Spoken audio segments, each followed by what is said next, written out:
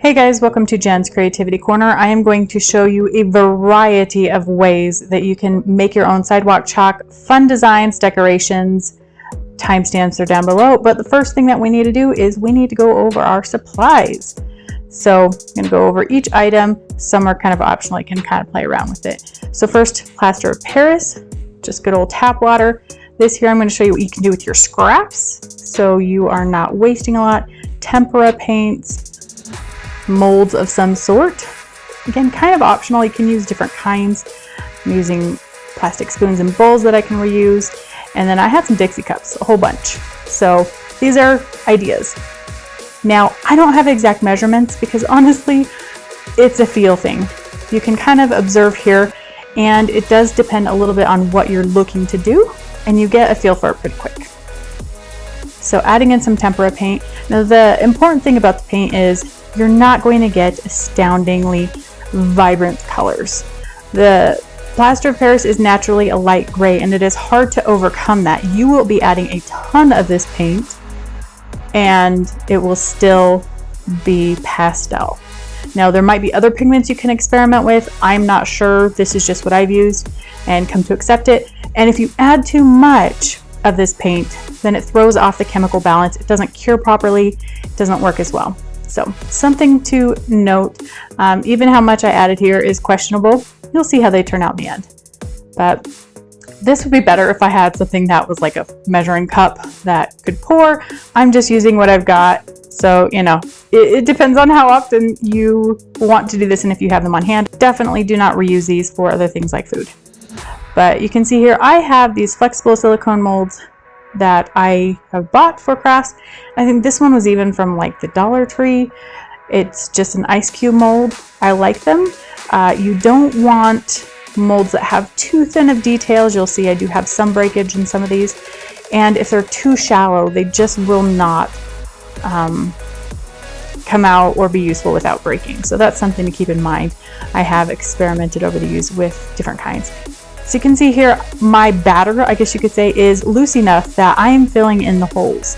And you do a little wiggle to get them in there because, you know, aesthetics, you want to avoid bubbles in your batter. And the excess I'm putting in here.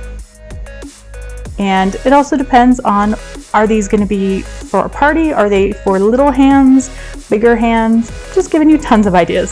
So this one, you can see the yellow batter underneath is still wet, putting on the green and just kind of swirling it. I'm thinking royalty soaps. I think you could do, like on this one, I did kind of an in the pot swirl kind of thing. I think there's a lot of potential for fun designs, just like soap makers do with cold process soap. So just some ideas. Now here I am actually adding white. It's already light gray, but you'll see a difference. I'll show you later on in case it matters to you. I buy my tempera in a set and white naturally comes with it. So sometimes I'll just make it whiter and you'll see what I do with this because it can be kind of plain, but I'm taking my scraps. I don't like waste. So if something breaks, and also I have just little chips I'll show you, I mix it in. Like on this bowl, it's already dried. Why let that go to waste? It's still chalk. It can still be used or reused. So I will take them in there. Now the bigger chunks, I should have prepared more and like chop them up, take a hammer to them or something.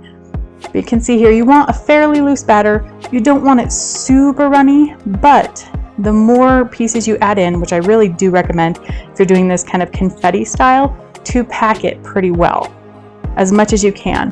But if the powder scraps are pretty fine, it's going to soak up quickly. And so your working time with this is not as forgiving, I would say. Here is where things get sticky. You can see it's becoming less of a batter and more of a paste.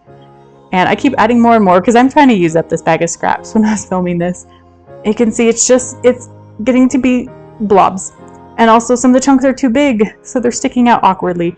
And when you're at the point that you're scraping it in there, you'll see when we demold these, they're not pretty.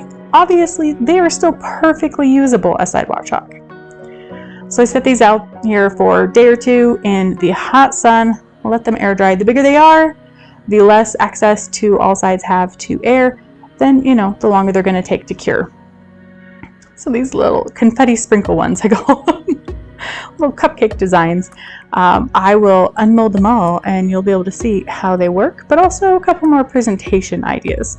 If you want to skip forward, like I said, the timestamps are down below, but I love seeing things demolded. I will say I'm kind of touching them.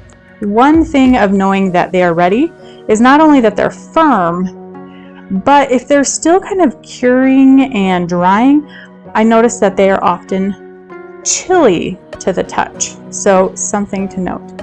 Now here I am taking off any overpouring, kind of that flash. Can chip those off, and again, those can go back in my bag to be reused for a confetti or sprinkle one later on. Now these kind of have some bubbles on them. They don't come out perfectly clean. I think some of that might have been because my molds were, well, not perfectly clean from the get-go. I use these multiple times, but overall, I'm happy with them. You can see some of the confetti ones I'm starting to pull out where they're hidden inside.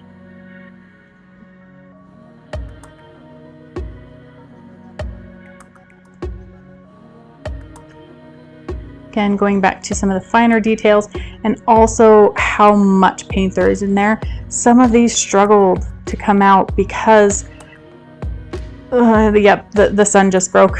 I'm being really careful with palm tree because if you add too much paint, it's just more brittle. It just doesn't set up properly, even if you give it extra time. So just acknowledge that you're going to have more pink than red if you want it to come out of your mold. These Legos, no matter what I have tried, I have used Lego molds for chocolate and Jello and crayons and plaster of Paris, and they just never come out properly. And you saw that I was careful to fill them all, and I let them dry long, and I try to wiggle them out properly, but sometimes the mold just is not meant for certain things. So these are the hot mess ones. You'll see the bubbles. But I will also show you, these ones are the natural gray. I didn't add, no, these ones are white. I'll compare it to the natural gray of the plaster of Paris. You'll be able to see that in a moment here. On the left, we have white, and then the natural gray. So, you know, there is a difference. Something to consider. And this was more for a tutorial than anything. Honestly, I think I just gave away most of these. I filmed this before I was moving, so it wasn't for like a kid's party or anything. Now this one, you can see there's some color variation and some of the paper did stick to it. So I thought they were plenty dried, but I decided to wait a little longer. Even though they feel firm, give it another day or two. You can see I topped them off. There's some color leaching on the top, I think because those were so liquidy. And that one I mounded up, kind of like snow cone or, you know, cupcake. I'm going to tear open this one. And you can see, struggling to get the paper off. So I think part of that is not letting it cure long enough, because these are not waxed, which waxed may release easier. I don't think I've ever tried that. But at the same time, it also allows less access for air to help cure it. So I don't know. You can experiment and let me know in the comments. Still perfectly usable though. And after the first, you know, swipe or two on the sidewalk, you won't even notice it. So I waited a little bit longer, another day or two at least. You'll see there's weight to the last one, which is beautiful, but it's fun to see the variety, even if they don't tear off perfect. I don't know. I do want to try with the wax, even though I think it'll take way longer to cure, but at the same time, I have so many of these Dixie cups. But isn't it nice that, you know, if you have little hands that maybe need bigger things to grasp, then these are great for that. Not just the little molds. You know, they're not reusable, so if you care about that, that's obviously not as great, but just showing you a variety of options. After we're done demolding these, I'll show you a couple more decorative ideas that I have here. Oh, and that one is beautiful. This one, not so much. Got chunky there. And this is a fun idea that I thought, you know, not only can we have fun making them, but also decorating them before we use them. So I'm trying, like, what if we had strawberry shaped ones and we dipped them? That kind of idea. I will say that putting the fresh stuff, no matter how thin it is, directly onto the cured makes it cure almost instantly, which does make it tricky. I was surprised by that. You'll see I try to kind of drizzle or splatter, and it's not so cooperative, but that doesn't mean that it's not fun. And the nice thing about the paintbrush is once the batter that's on it cures, you just rub it off. Super easy cleanup. So here is another fun decoration idea. You can actually just put them in little plastic bags if they're like giveaway items for a kid's birthday party or something, and just use Sharpie on the actual bag itself for the giving away. And then let's go ahead and test these out. So this is kind of that marbled with the pink and gray. You don't get to see distinct lines. I will say though, if you let it cure longer, you will get more distinct and crisp lines. Some of these are still a little fresh, but you can kind of see the difference, and I'll point it out as we go in some of these, but that's one of the big beasts. So you see their combination. See that green and yellow is pretty vibrant. And then the red or, you know, kind of pink one, get to see some of the white or gray.